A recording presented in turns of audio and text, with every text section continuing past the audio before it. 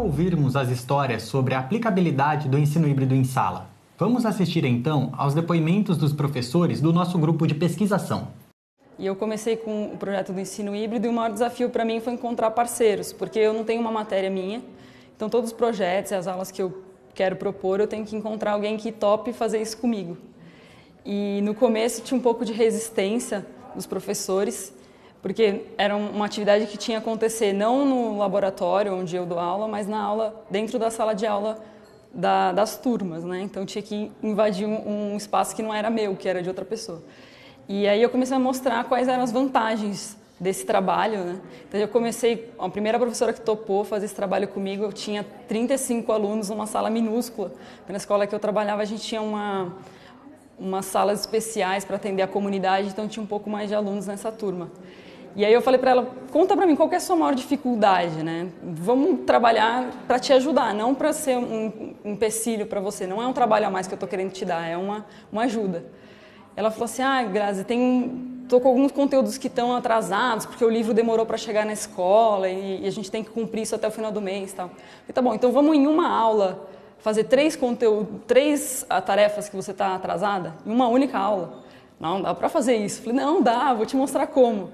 E a gente fez essa estratégia de rotação por estações, eu ajudei ela na sala de aula. E aí a professora da sala da frente estava passando naquele momento, olhou, entrou e falou, o que vocês estão fazendo? Depois eu te conto, tá muito legal. Então a outra professora contou para ela.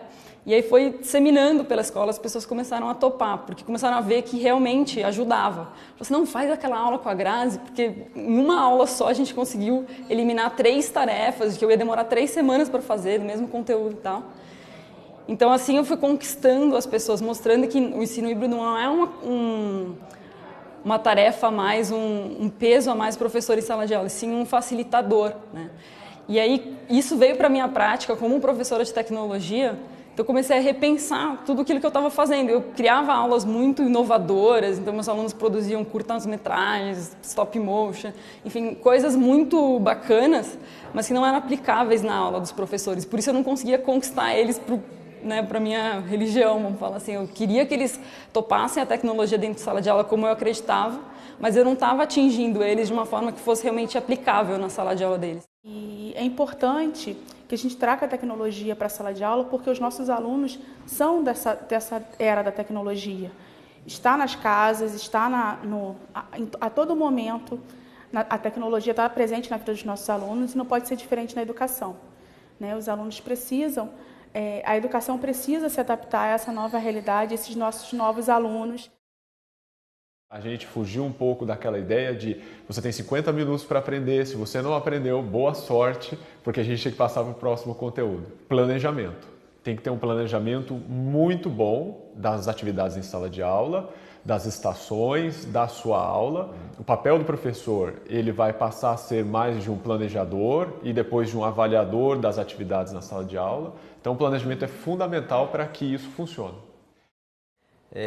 O meu começo de experimentação com o ensino híbrido foi um pouquinho difícil, demorou um tempinho para os alunos se identificarem com a proposta, se acostumarem com a proposta, mas quando eles entenderam bem a proposta, as aulas ficaram bem fáceis, porque eu tinha alunos que tinham que fazer uma atividade, eles iam para uma bancada e automaticamente quando terminava eles já sabiam para onde eles tinham que ir, para outra bancada, eles já conseguiam ter mais autonomia no plano de sequência da aula deles.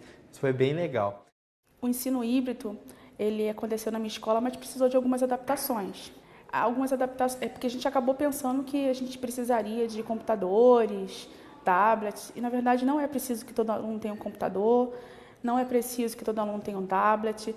É possível adaptar a realidade da sua escola ao ensino híbrido. Na verdade, o ensino híbrido é muito maleável, né? É muito moldável à sua realidade.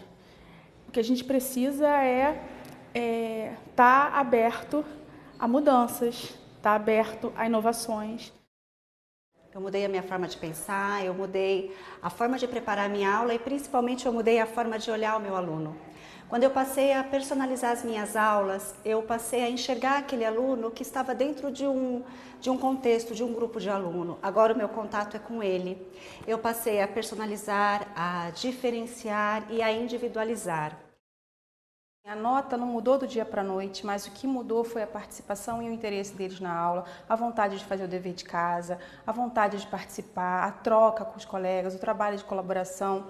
Então, esse foi o grande ganho. Eu acho que depois desse tempo todo e com todo esse trabalho, daqui para frente os resultados vão aparecer. E ao final da aula, o aluno falou assim: professora, foi a aula mais legal de informática que eu tive na minha vida. Isso, ele deu depoimento no final, falando isso. E depois nós replicamos para as outras salas essa aula e ele foi como porta-voz falar para as outras turmas como a aula tinha sido legal.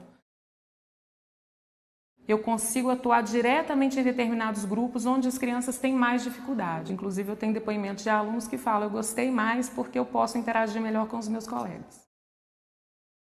Eu observei muito mais um aluno ajudando o outro, um aluno que já tinha terminado suas atividades, ele ajudava o outro a concluir, eles trocavam experiências, isso é muito bacana, eu não consigo ver com tanta frequência numa sala de aula tradicional.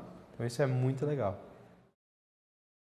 Agora eles podem, em pouco tempo, manter o foco nessas estações e mudar de estação e manter o foco também, o que garante bastante o rendimento deles. Então, a gente não precisa ter todos os alunos com um computador. A gente, com uma ferramenta, às vezes, consegue personalizar o ensino e trabalhar de forma diferenciada. A gente vai conhecer a metodologia do ensino híbrido, vai estudar várias possibilidades, mas que cada um tenha em mente que é possível aplicar a sua realidade. Não existem regras formatadas e que só podem ser usadas daquela maneira. É possível a gente adaptar isso à nossa realidade de sala de aula. E funciona.